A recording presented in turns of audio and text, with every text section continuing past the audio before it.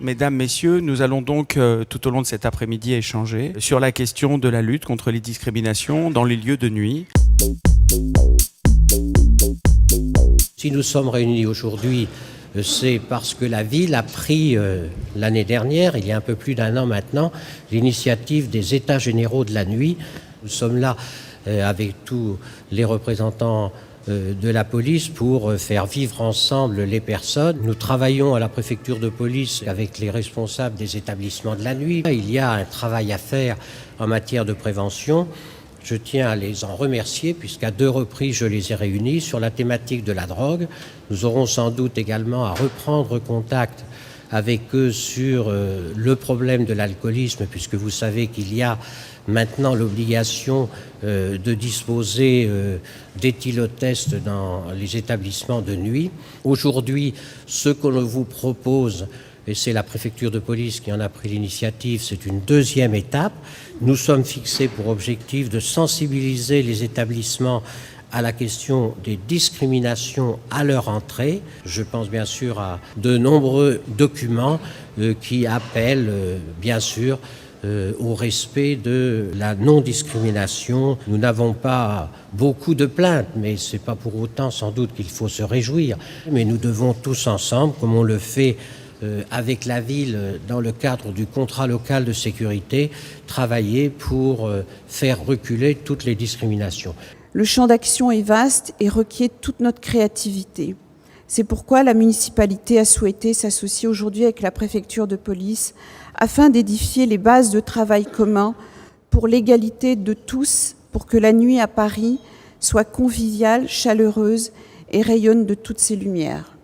La nuit, elle doit être ouverte à tous parce qu'elle doit permettre à chacun justement de pouvoir trouver sa place dans ce vivre ensemble qui existe le jour, qui doit exister de la même manière la nuit. On se sent encore plus discriminé la nuit, on se sent encore plus rejeté de la société. L'autocensure s'est mis en place depuis des années. De nombreux publics se disent « la nuit, elle n'est pas pour moi ». Le handicap est la 2e cause de discrimination en France. Il y a bien évidemment l'accessibilité physique des bâtiments. Il y a aussi les comportements humains. Les personnes en situation de handicap sont parmi les personnes les plus isolées socialement. Ce café-là a tous les moyens possibles pour mettre en place une boucle magnétique pour les personnes équipées d'appareils pour malentendants, peut très bien savoir comment réagir parce qu'il a reçu une information ou une formation avec des publics en situation de handicap mental, ou savoir comment accompagner une personne aveugle. Et donc il y a besoin de partenariats, d'échanges et de réunions comme celle qui nous réunit aujourd'hui.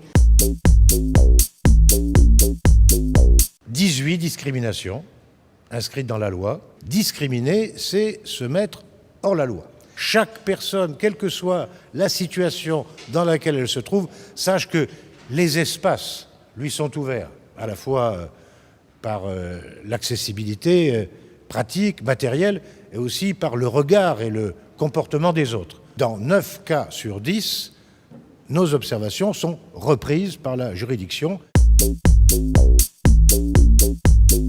Courant 2011, le parquet de Paris a été saisi de 56 affaires de discrimination. La 17e chambre du tribunal correctionnel de Paris, qui est chargée de ce type de contentieux, a rendu 3 décisions. Autant vous dire que, malgré tout, au regard des autres types d'infractions, ce type d'infraction est assez faible. 3 décisions, 2 décisions de condamnation et une décision de relax. Les seuls cas dans lesquels on peut poursuivre, effectivement, sont les cas où il y a soit une pratique réitérée, fréquente sur un court délai, soit si effectivement il y a des différences de traitement très manifestes. La discrimination ne doit pas empêcher les établissements parisiens d'avoir une certaine spécificité. La discrimination, c'est lorsque on accueille toute clientèle ou lorsqu'on accueille une clientèle exclusivement masculine ou exclusivement féminine, on refuse une personne pour une autre raison que celle qui est liée au sexe. Le parquet de Paris est toujours vigilant. Lorsque l'on a des dénonciations, des plaintes, on y fait suite.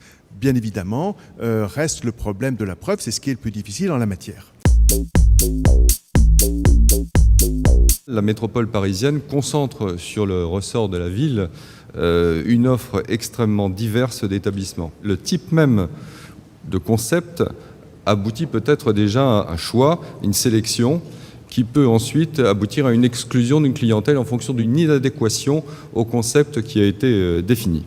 On peut aussi refuser l'entrée dans un établissement si la capacité maximale de l'établissement est atteinte, ou si l'alcoolisme est là, ou si la violence verbale ou physique est présente parmi les jeunes. Ou aussi, il peut y avoir une tenue vestimentaire inadéquate. On a donc concentré sur des nuits parisiennes, la nuit du vendredi, la nuit du samedi, une population qui est extrêmement hétéroclite. L'action de la police judiciaire se fait au travers de la brigade de répression du proxénétisme et spécialement d'un groupe qu'on appelle le groupe des cabarets.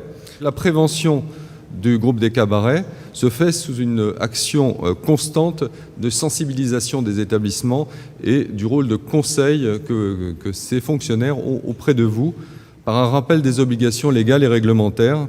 Moi, j'ai tendance à être optimiste et à trouver que c'est parce qu'il y a ce dialogue au quotidien, la nuit et aussi le jour, et aussi aujourd'hui, qu'on arrive à avoir un bilan qui, judiciairement, est aussi positif.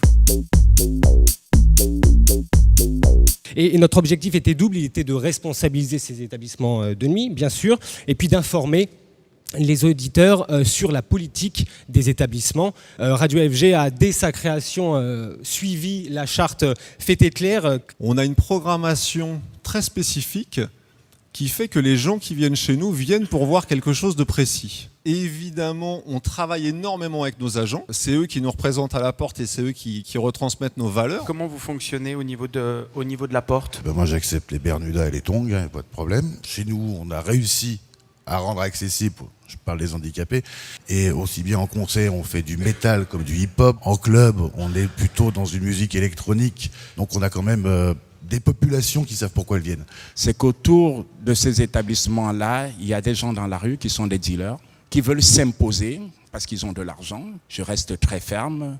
Je demande à cette personne pourquoi elle est là. C'est un établissement gay. Donc, monsieur, avec tout le respect que je vous dois, je suis désolé. Vous ne convenez pas dans la politique de l'établissement, je ne peux pas vous accepter. Aujourd'hui, on a un certificat de qualification professionnelle, mais la formation, elle est juridique. C'est pas une formation de communication. Arrive le Rosa Bonheur, donc maintenant ça fait 3 ans. C'est une concession de la ville de Paris, donc domaine public. Donc pour moi, ça appartient à tout le monde et j'en ai la gestion. Je veux vraiment qu'il y ait une mixité. Aujourd'hui, depuis 15 jours, on a compté les filles et les garçons. Et majoritairement, dès le week-end, on voit beaucoup plus de garçons chez nous qu'avant. Donc on a fait quelques petits passes comme ceci, qu'on appelle des tours de manège, qui sont des invitations que nous récupérons. Donc on fait comme un tour de manège, qu'on reprend et qu'on redistribue. Il faut être psychologue, il faut détecter les gens, il faut être gentil. Le fait d'aller au contact, on évite beaucoup d'agressivité. Puisque la plupart des incidents, d'ailleurs les services de police judiciaire le voient dans les plaintes, c'est le portier qui n'est pas physio pour moi, mais qu'on a mis physio, qui va refuser sans explication et qui ferme la porte au nez des gens. Qu'il y ait une politique d'un établissement, c'est normal. Lorsqu'il y a des critères, ces critères doivent s'appliquer à tout le monde. Ceux qui cassent, qui violent, qui pillent, qui sont plutôt en état d'ébriété, n'ont pas leur place dans des établissements de nuit. Ce n'est pas ceux-là que nous défendons. Les handicapés, lorsqu'on les reçoit dans nos établissements, peuvent ressentir un rejet. C'est bien souvent du fait du regard des gens une fois à l'intérieur. Donc si l'établissement, lui, n'a pas une démarche extrêmement proactive, il est évident qu'on aura beaucoup de mal à éduquer nos clientèles ensuite. L'agent de sécurité doit à la fois être quelqu'un de dissuasif, d'extrêmement psychologue, dans la capacité d'évaluer la moralité. Alors Technopole, Christophe, élabore une charte des citoyens de la nuit qui vise à responsabiliser chacun, aussi bien dans la prévention des discriminations que dans la responsabilité partagée et commune. Notre parti pris est assez basique, c'est-à-dire qu'une fois qu'on a identifié que la personne n'était pas alcoolisée et une attitude non agressive, la réponse est bienvenue. Il faut mettre un terme à ces videurs agressifs, froids, qui génèrent bien souvent plus de désordre public, plus de blessures auprès des populations, qu'ils ne génèrent finalement de bienfaits et d'améliorations pour les établissements et pour la nuit. Parce qu'une nuit trop fermée, qui exclut, est une nuit qui meurt. C'est la carence incroyable de lieux festifs, de discothèques dans la banlieue parisienne.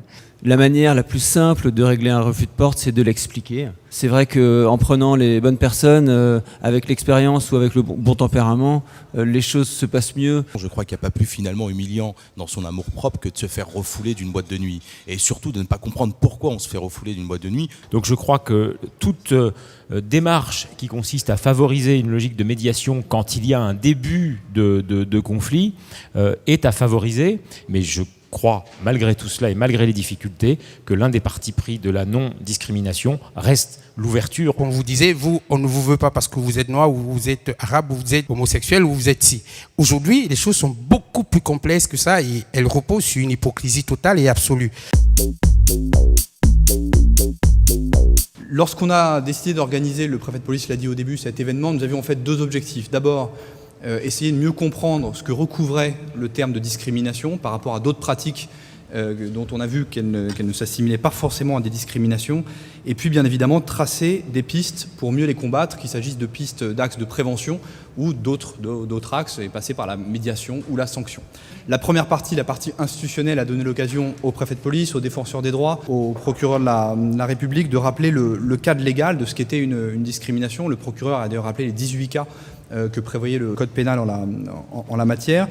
Et en même temps, les intervenants ont aussi rappelé que d'autres types de discrimination plus diffuses, pas forcément de nature pénale, étaient constatés, et puis aussi peut-être qu'il y avait des phénomènes d'autocensure. Et tant la nécessité d'assurer l'identité d'un établissement que de faire respecter la sécurité donne des droits, donne des compétences aux gérants de l'établissement. Et l'un des intervenants évoquait en revanche bien évidemment la frontière très ténue qui existe entre la discrimination et puis le choix de pouvoir laisser rentrer tel ou tel.